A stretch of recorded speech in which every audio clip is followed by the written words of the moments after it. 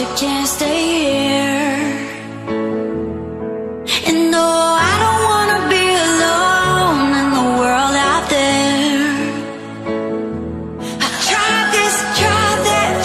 Casa Loma adalah sebuah kastil bergaya neo-gotik yang megah dan menjadi salah satu landmark paling ikonik di Toronto, Kanada. Terletak di kawasan perbukitan dekat pusat kota, kastil ini menawarkan pemandangan indah kota Toronto dan menjadi destinasi wisata populer bagi pengunjung lokal maupun internasional. Halo guys, saya Wisma Justia Wicaksono. Sekarang saya udah ada di Casa Loma, Toronto, Kanada. Sejarah singkat Casa Loma yang berarti rumah di bukit dibangun antara tahun 1911 hingga 1914 oleh Sir Henry Pellatt, seorang taipan kaya raya dari Toronto yang sukses di bidang keuangan dan energi listrik. Kastil ini awalnya dibangun sebagai kediaman pribadi dengan cita rasa arsitektur Eropah dan merupakan salah satu rumah pribadi paling mahal di Kanada saat itu. Sayangnya, karena krisis ekonomi pasca Perang Dunia I dan pajak properti yang tinggi, Sir Henry Pellatt mengalami kesulitan keuangan dan akhirnya terpaksa meninggalkan kastil ini pada tahun 1923. Setelah itu, Casa Loma sempat digunakan untuk berbagai keperluan, termasuk sebagai hotel mewah, tempat syuting filem,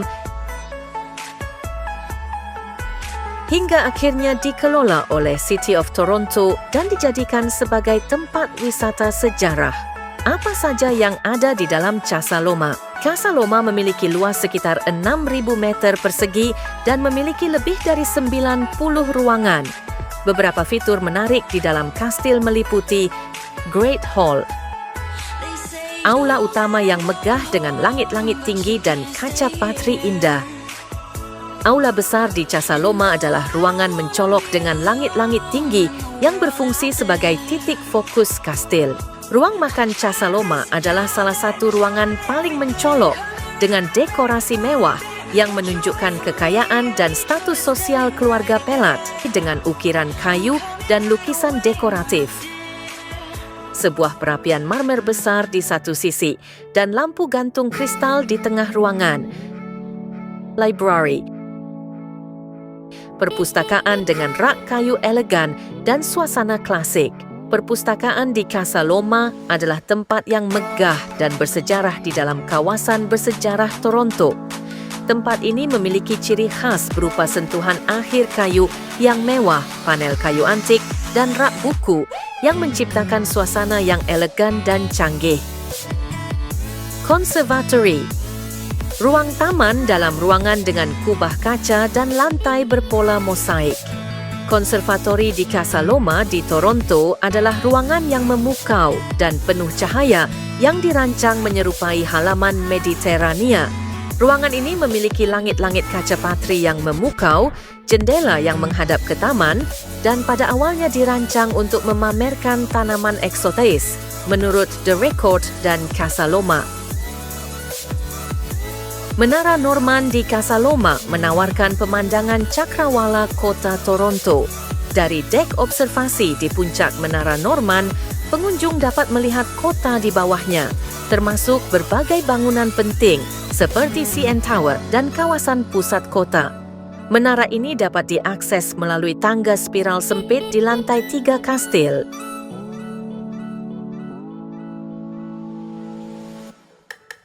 Tunnel bawah tanah, terowongan sepanjang 800 kaki yang membentang di bawah Austin Terrace.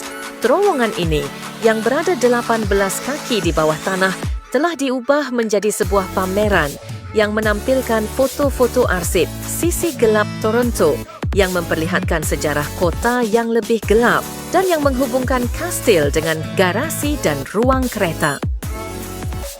Memamerkan mobil-mobil antik dari awal tahun 1900-an, periode saat Sir Henry Pellatt tinggal di Casa Loma.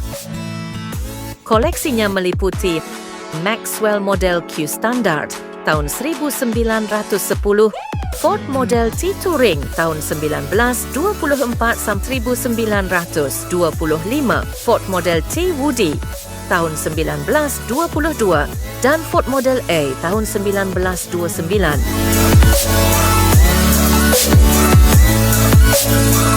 Ruang penyimpanan wine.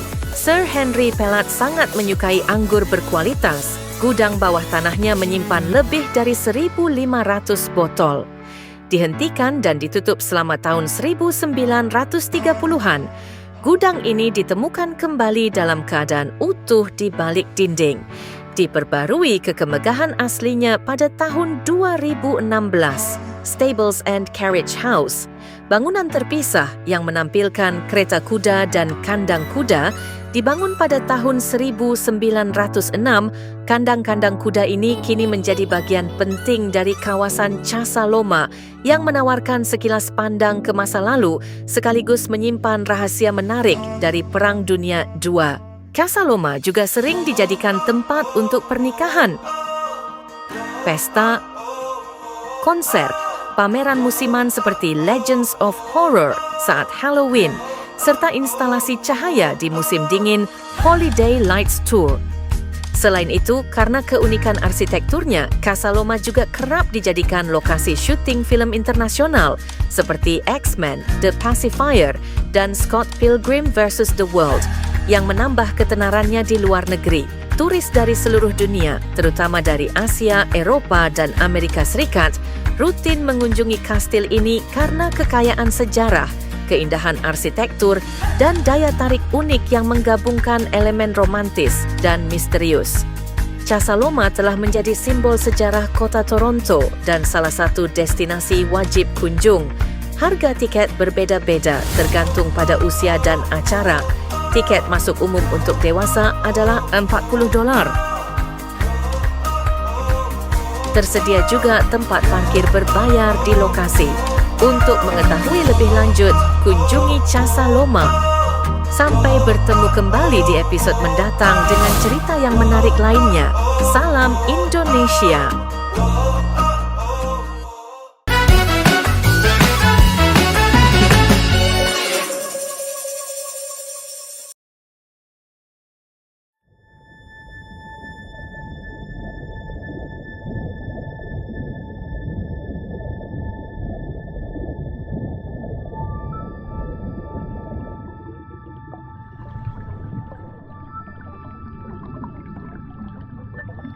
Marine Mega Biodiversity.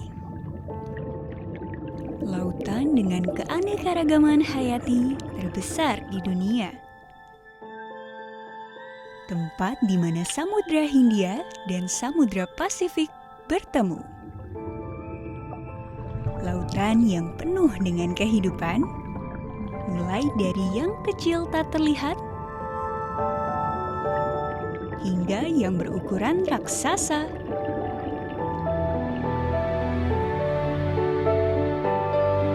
Lautan yang penuh dengan produktivitas dan nilai ekologi penting. Lautan Indonesia.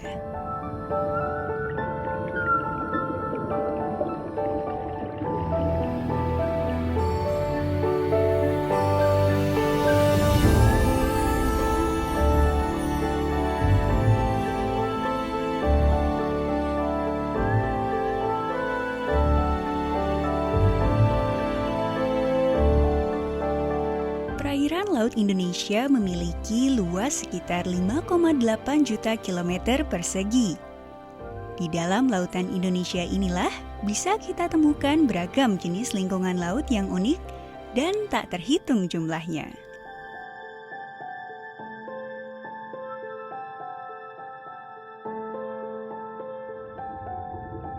Di lautan Indonesia, beragam spesies unik di dunia tinggal.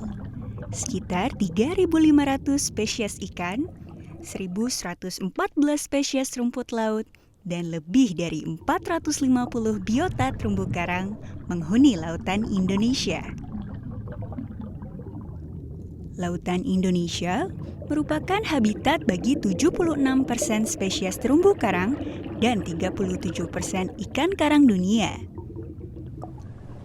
Indonesia adalah jantung dari segitiga karang dunia. Sementara itu di pesisir, panjang garis pantai Indonesia mencapai lebih dari 108.000 km. Di sepanjang garis pantai itulah kita dianugerahi hutan mangrove sekitar 3,48 juta hektar, di mana luasan ini adalah 23% dari total ekosistem mangrove di dunia. Sebagai negara kepulauan terbesar di dunia, nilai sumber daya dan jasa laut Indonesia mencapai 2,5 juta triliun dolar per tahunnya. Nilai kekayaan itu bersumber dari perikanan, terumbu karang, ekosistem mangrove, ekosistem lamun, potensi wisata bahari, bioteknologi, transportasi, dan lain sebagainya. Kekayaan yang besar ini selain belum dioptimalkan, justru mendapatkan ancaman. Dari luas terumbu karang sebesar 25.000 km persegi yang telah terpetakan, ternyata hanya 5,3% dalam kondisi sangat baik dan 27,18% dalam kondisi baik.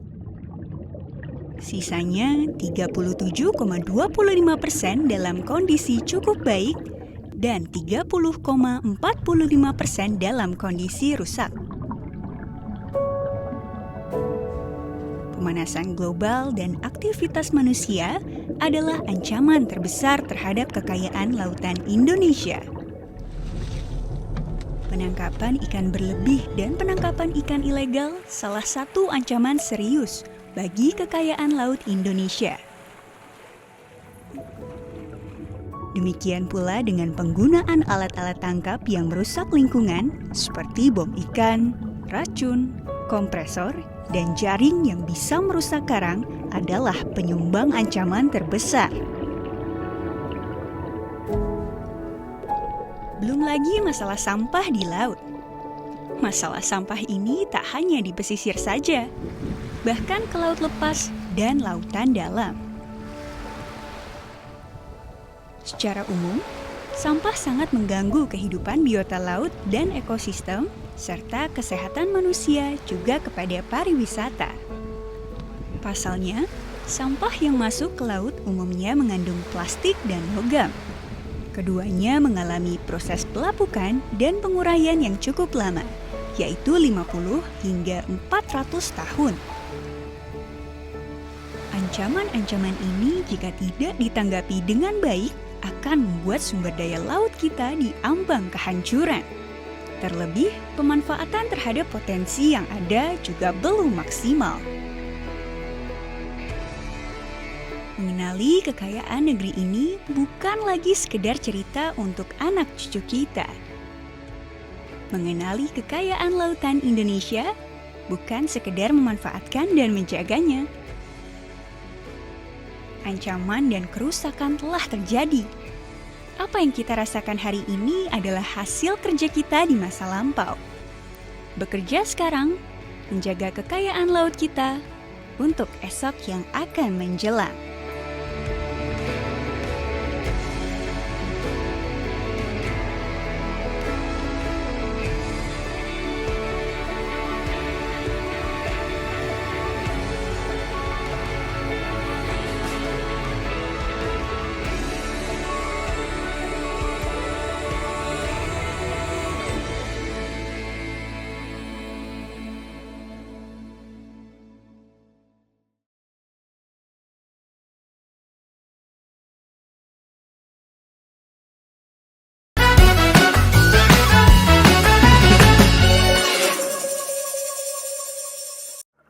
Dari pertama kali kita ke air, kita diving dengan hiu, baik itu penelitian, rekreasional. Satu hal yang selalu kita ingat mereka adalah hewan buas. Dan mereka tidak bakalan bisa dijinakkan dalam waktu yang kita bisa lihat, dalam waktu dekat mungkin ya. Jadi itu yang harus kita yakini, kita berhadapan dengan hewan buas.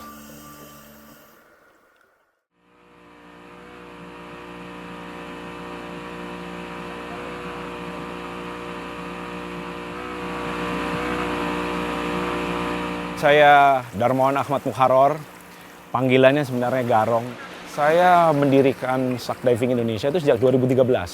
Awalnya itu cuma buat supaya kalau diving sini gampang. Tapi setelah dengan berjalannya waktu, mulai dari mengambil jasa diving saya putar 100% untuk penelitian seperti itu. Jadi supaya self-sufficient. Kemudian ada juga dari sisi saya pribadi yang saya sumbangkan buat Shark Diving Indonesia untuk penelitiannya. Jadi saya pikir kita coba setiap tahun 2 orang peneliti. Ya, dengan fokus hiu, saya sanggupnya cuma 1 mahasiswa per semester. Ya itu yang kita lakukan gitu. Jadi so far ada 8 penelitian tentang hiu.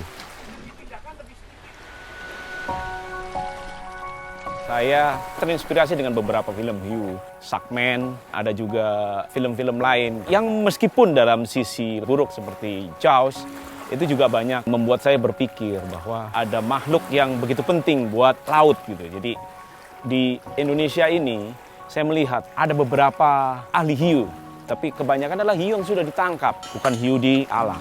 Ini cukup miris mengingat kita juga memiliki habitat hiu yang paling cocok menurut saya sih, karena jumlahnya paling banyak di dunia di Indonesia ini. Jadi dari situ saya ingin coba melihat hiu di habitatnya.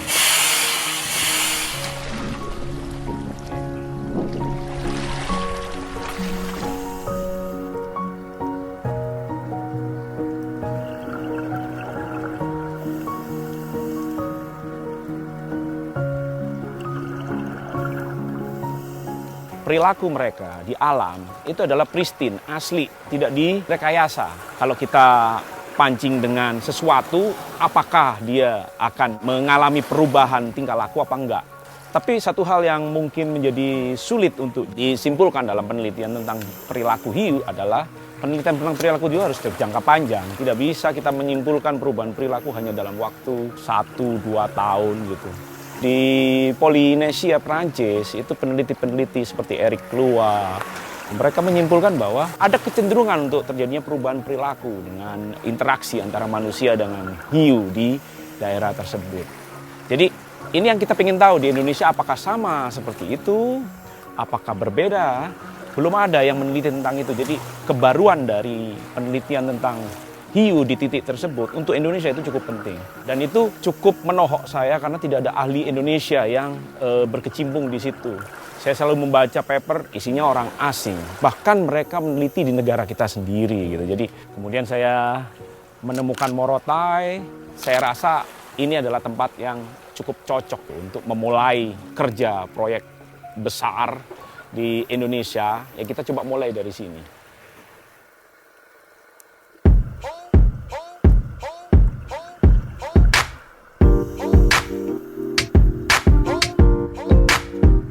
Jadi salah satu yang saya syukuri sebenarnya itu menggugah komunitas-komunitas diving, baik itu di tingkat provinsi atau tingkat lokal, untuk bergairah ke Morotai. Sehingga ada beberapa dive center lain yang didirikan setelah kami ada di sini. Saya tidak pernah menganggap bahwa mereka adalah saingan. Karena dari kami sendiri, pada waktu itu kita melakukan sertifikasi sekitar 10 orang lokal.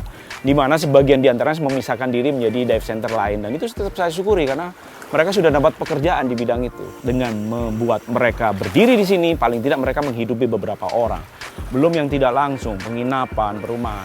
Dari data pariwisata di Morotai, kita bisa lihat bahwa pariwisata Morotai itu sempat naik. Setelah Sail Morotai itu naik, kemudian turun. Karena tidak ada kegiatan apapun dari tahun 2011, 2012, sampai 2013. Ketika kami bikin di sini, ada sedikit kenaikan. Saya nggak berani menyimpulkan apa itu karena faktor shark diving atau yang lain, tapi ada sedikit kenaikan.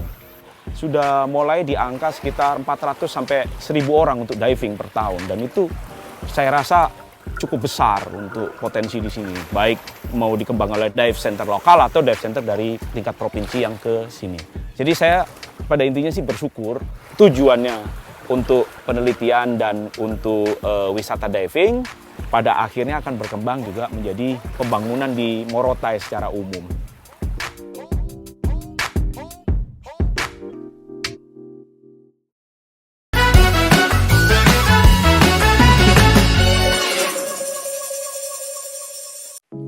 Halo sahabat Salam Indonesia, gimana kabarnya hari ini? Sehat-sehat ya? Perkenalkan, nama aku Ai, dan hari ini aku akan berbagi informasi kepada sahabat semua tentang gimana sih caranya membuat short video menggunakan handphone untuk program kesayangan kita, Salam Indonesia. Ada 3 langkah mudah yang dapat sahabat ikuti. Pertama, tentukan narasi apa yang ingin sahabat sampaikan dalam video. Kedua, tentukan lokasi dan scene seperti apa yang kamu inginkan untuk mendukung narasi tersebut. Ketiga, siapkan gadget yang akan digunakan dengan menggunakan settingan seperti ini.